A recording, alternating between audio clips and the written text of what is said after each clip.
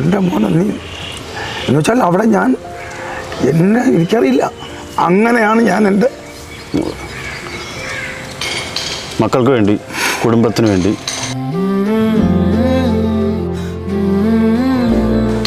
അങ്ങനെയാണ് എൻ്റെ അങ്ങനെ വളർത്തിയ മക്കളാണത്. അങ്ങനെയാണ് ഞാൻ എൻ്റെ മക്കളെയും ഭാര്യയും പ്രൊട്ടക്റ്റ് ചെയ്തത്.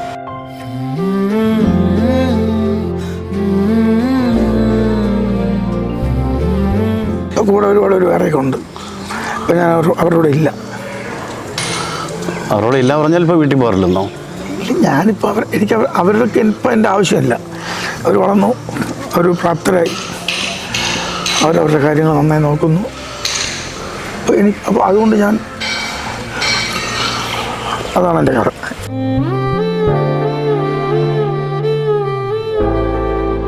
പറഞ്ഞു പോകുന്നതാണ്. എൻ്റെ മക്കൾക്ക് ചില വിഷയങ്ങൾ വരുമ്പോൾ ഞാൻ തന്തയാണ്. അപ്പോൾ തന്തയ്ക്ക് മാത്രമേ ആ കുഞ്ഞുങ്ങളുടെ ക്വാളിറ്റി കറക്റ്റായിട്ട് അറിയാൻ പറ്റൂ. എൻ്റെ മകൻ പണ്ട് പുറത്ത് വരാതെ ഇങ്ങനെ കുറച്ച് സ്ട്രഗിൾ ചെയ്തപ്പോൾ ഞാൻ എൻ്റെ മക്കൾക്ക് വേണ്ടി കുറച്ച് പറഞ്ഞുകൊണ്ടിരുന്നു. അപ്പം ഒരുപാട് പേര് എനിക്ക് ശത്രുക്കളായി. പക്ഷെ അത് ഞാൻ ആരെയും ശത്രുവാക്കാൻ പറഞ്ഞതല്ല. എൻ്റെ മക്കൾക്ക് വേണ്ടി എനിക്ക് സംസാരിക്കാൻ പറ്റൂ, വേറൊരാൾക്ക് അറിയില്ല. സേഫ് ഗാർഡ് എൻ്റർടൈൻമെൻറ്റ്സ് ഇപ്പോൾ ആലപ്പുഴയിലാണ്, ആലപ്പുഴ കലവൂരിൽ. ഇവിടെ നമ്മൾ പരിചയപ്പെടുന്നത് ലോകത്തിൽ ഏറ്റവും പ്രശസ്തനായ മലയാളിയുടെ അച്ഛനെയാണ്. മലയാളിയുടെ അച്ഛൻ എന്ന് പറഞ്ഞാൽ മാത്രം പോരാ, അദ്ദേഹത്തിൻ്റെ കരിയറിനെ നിർണയിച്ച ആ വ്യക്തിത്വത്തെ വാർത്തെടുത്ത അഭിമാനിയായ ഒരച്ഛൻ, സഞ്ജു സാംസൻ്റെ അച്ഛൻ, പ്രിയപ്പെട്ട സാംസൺ വിശ്വനാഥ്. നമസ്കാരം സാർ. നമസ്കാരം. ലോകത്തിലെ ഏറ്റവും അറിയപ്പെടുന്ന മലയാളിയുടെ അച്ഛനാണ് എന്നോടൊപ്പം ഇരിക്കുന്നത്. ഇന്ത്യൻ സ്പോർട്സിൽ നമുക്ക് ക്രിക്കറ്റിൻ്റെ മേഖലയിലല്ല, ഫുട്ബോൾ അത്തരം മേഖല എടുത്ത് നോക്കിയാൽ ഒരു വ്യക്തിക്ക് എത്താൻ പറ്റുന്ന നേട്ടത്തിൻ്റെ, ഇതുവരെയുള്ള വ്യക്തികളിൽ എത്താൻ പറ്റുന്ന നേട്ടത്തിന് അങ്ങേയറ്റം എത്തിയ ഒരു പ്രതിഭയുടെ അച്ഛനാണ്. ഒപ്പം ഇത് മനസ്സിലാക്കുന്നത് ഇതിനെല്ലാം പിന്നിൽ വളരെ കൃത്യമായൊരു ഗൈഡ് ലൈനോ സപ്പോർട്ടോ മെൻറ്ററോ എപ്പോഴും അച്ഛൻ ഉണ്ടായിരുന്നു.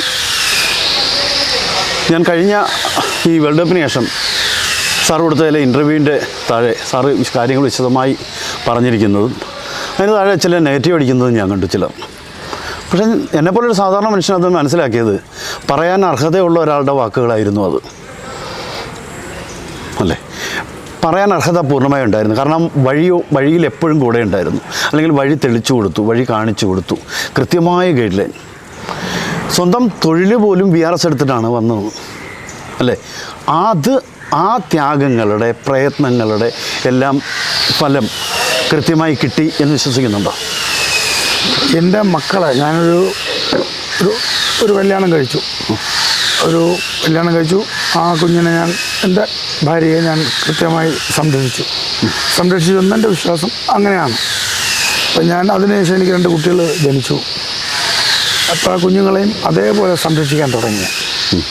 അപ്പോൾ 3 പേരും ഞാൻ കൃത്യമായി എന്നാൽ കഴിയുന്ന രീതിയിൽ മാക്സിമം ഞാൻ അവരുടെ കെയറും ശ്രദ്ധയും എൻ്റെ ലോകം മൊത്തം അവർ 3 പേരായി.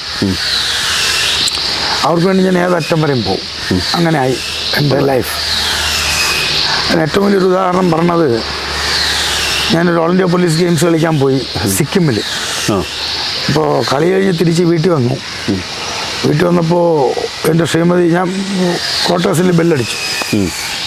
എൻ്റെ ശ്രീമതി വന്ന് ഡോർ തുറന്ന് എൻ്റെ ശ്രീമതി പറഞ്ഞു, ചേട്ടാ നമ്മുടെ സലിമോനെ അപ്പുറത്തെ ഇതിലെ ജയരാജ് മോനെ ദേഹോപദ്രവം ചെയ്തെന്ന് പറഞ്ഞു. എൻ്റെ മോൻ 8 വയസ്സ്, മൂത്ത മോൻ സലിമോൻ, അവൻ 8 വയസ്സ്, അവനെ ദേഹോപദ്രവം ചെയ്തിട്ടുണ്ട്. ഇപ്പം ഞാൻ ഇങ്ങനെ നിൽക്കുന്ന നിലയിൽ വേറെ ഏതൊരു തന്തയായിരുന്നു ഞാൻ ഫീൽ ചെയ്യണത്. ഒരു തന്തയായിരുന്നാലും ഒരു കാര്യം ചെയ്യും, 1 ഗ്ലാസ് വെള്ളം ഇട്. കാരണം 10 ദിവസം ദൂരെ പോയി ഫുട്ബോൾ കളിയും കഴിഞ്ഞ് തിരിച്ച് വീട്ടിൽ വന്ന് കയറുമ്പോൾ ബാഗ് പിടി, ഇരി, ഞാനൊരു ഗ്ലാസ് വെള്ളം എന്താ എന്ന് പറയും. എൻ്റെ ശ്രീമതി അങ്ങനെ പറഞ്ഞു. ആ പറഞ്ഞതേ ഉള്ളൂ. കംപ്ലീറ്റ് ആക്കുന്നതിന് മുമ്പ് ഈ ബാഗ് രണ്ട് തോളത്തും ബാഗായിരുന്നു. ബാഗ് തൂരെങ്ങനെ എറിഞ്ഞ് തിരിഞ്ഞോടി വീട്ടിൽ കയറാറ്. അവൻ്റെ വീട്ടിൽ ചെന്ന് കഥ കടച്ചിടക്കാരൻ ചാടി കഥകനെ ചവിട്ടി പൊടിച്ചു. ചവിട്ടി പൊടിച്ച് അകത്ത് കയറി അവൻ ടി വി കണ്ടുകൊണ്ട് വീട്ടിൽ ടി വി കണ്ടുകൊണ്ട് കിടക്കുകയാണ്. ചാടി പുറത്ത് കയറി ഇരുന്നിട്ട് ഇടിച്ചു. ചീത്ത വിളിക്കുന്നു, ഇടിക്കുന്നു. സർവീസിലുള്ള ആളാണോ? പോലീസിൽ? തമിഴ്നാട്ടിലുള്ള ഡൽഹി പോലീസിലുള്ള എന്നെക്കാൾ ആരോഗ്യവാനായ ഒരുത്തൻ, ജയരാജ് എന്നവൻ്റെ പേര്. എൻ്റെ ക്വാർട്ടേഴ്സ് ഫസ്റ്റ് ഫ്ലോറിലും അവൻ്റെ ക്വാർട്ടേഴ്സ് ഗ്രൗണ്ട് ഫ്ലോർ. എൻ്റെ മകനെ അവൻ കൈവച്ചു. അത് പിന്നെ അത് എന്നെക്കാൾ വളരെ വേഗം ഇരുന്നു എൻ്റെ ഭാര്യ. അവളുടെ മകനെ ഒരുത്തൻ കൈവച്ചു. മനസ്സിലായില്ലേ? അവരെ സംരക്ഷിക്കുന്ന ഞാൻ വന്ന് കയറി എനിക്ക് ഗ്ലാസ് വെള്ളം, ചേട്ടാ ഒരു ഗ്ലാസ് വെള്ളം കൂടിയെന്ന് പറയാതെ അവൾ എന്നോട് പറഞ്ഞു, ഇങ്ങനൊരു കാര്യം പറഞ്ഞു. ആ ബാഗ് തറയിലിട്ടു, ഓടി അവൻ്റെ വീട്ടിലെ ഡോറ് ചവിട്ടിപ്പൊളിച്ചു. നോക്കിയപ്പം കടന്ന് സിനിമ കണ്ടുകൊണ്ട് കിടക്കുന്ന ചാടി മേളിലിരുന്നു. ഇടിയെന്ന് പറഞ്ഞാൽ ഞാൻ എന്നെ മറന്നവനെ ഇടിച്ചു. അപ്പോൾ ഇടി.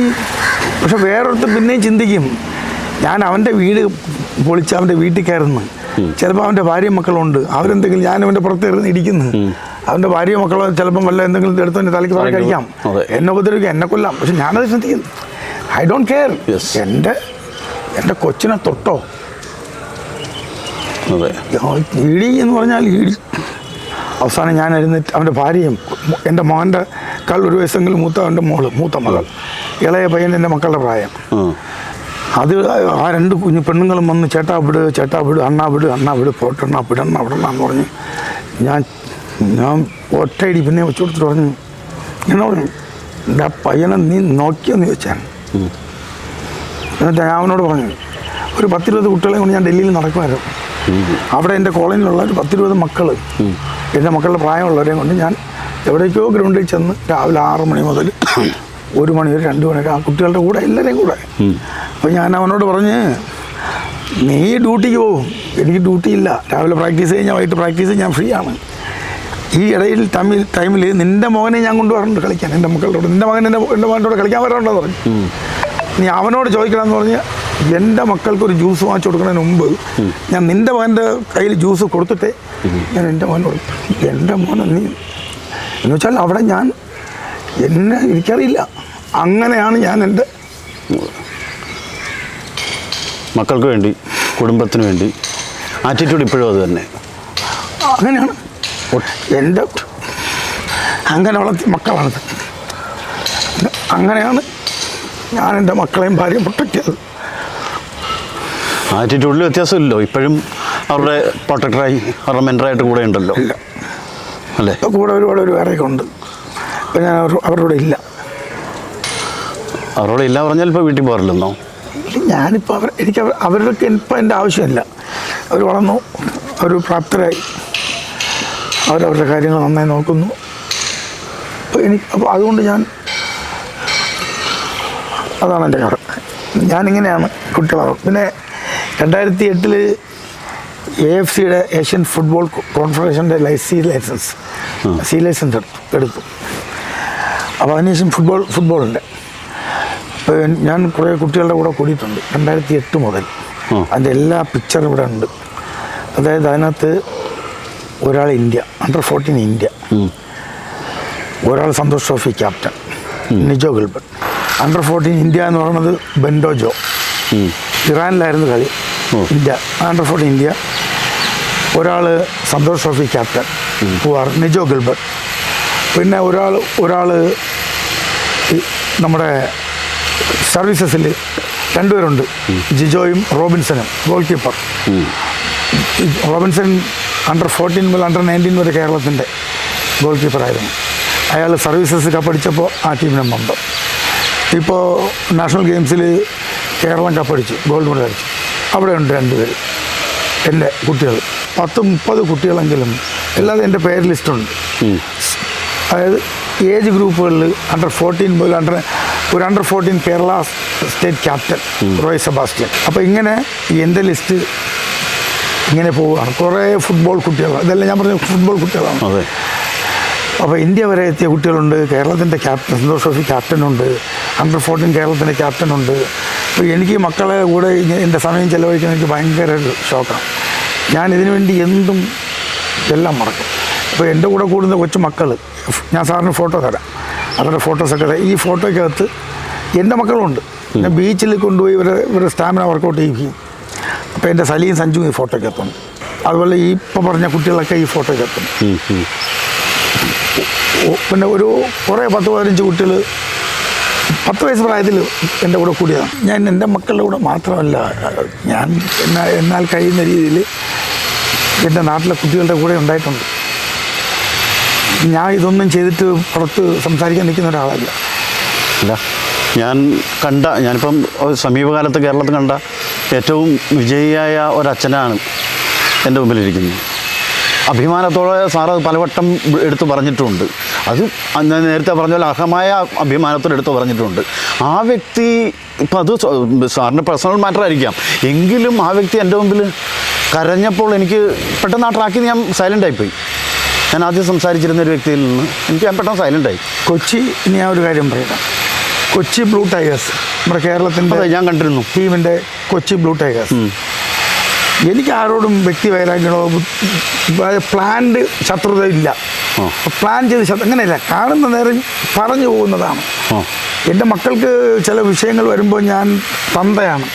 അപ്പോൾ തന്തയ്ക്ക് മാത്രമേ ആ കുഞ്ഞുങ്ങളുടെ ക്വാളിറ്റി കറക്റ്റായിട്ട് അറിയാൻ പറ്റൂ. എൻ്റെ മക്കൾക്കൊരു കാര്യം പറയുന്നത് എനിക്കറിയത്തുള്ളൂ, സാറിന് അറിയത്തില്ല. ഇപ്പോൾ പുറത്ത് വന്നപ്പോൾ സാർ അറിഞ്ഞു എൻ്റെ മകനുണ്ടെന്ന്. പക്ഷേ എൻ്റെ മകൻ പണ്ട് പുറത്ത് വരാതെ ഇങ്ങനെ കുറച്ച് സ്ട്രഗിൾ ചെയ്തപ്പോൾ ഞാൻ എൻ്റെ മക്കൾക്ക് വേണ്ടി കുറച്ച് പറഞ്ഞുകൊണ്ടിരുന്നു.